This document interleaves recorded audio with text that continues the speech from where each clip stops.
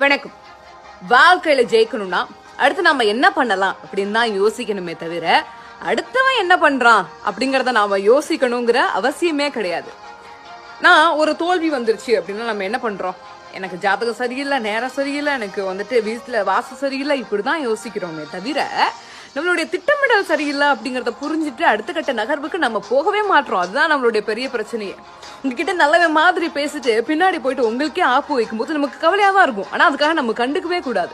ஏன்னா அவன் இதே வேலையை தான் வேற எங்கேயாவது ஒரு தடவை செய்யும் போது நிச்சயமா வெளுன்னு வெளிவாங்குவான். அதுல எந்த மாற்ற கருத்தும் இல்லை. நம்மளோட வாழ்க்கையில நீங்க எப்போ ஒருத்தர் முழுசா நம்புறீங்களோ அப்ப நான் சொல்லக்கூடிய இந்த 2 விஷயங்கள் ஏதாவது ஒண்ணு நடக்கும்.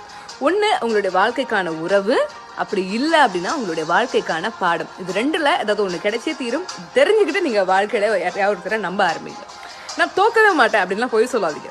நான் வெல்லாமல் இருக்க மாட்டேன் அப்படிங்கிற உண்மையை தினமும் பேசி பழகுங்க. தோல்வி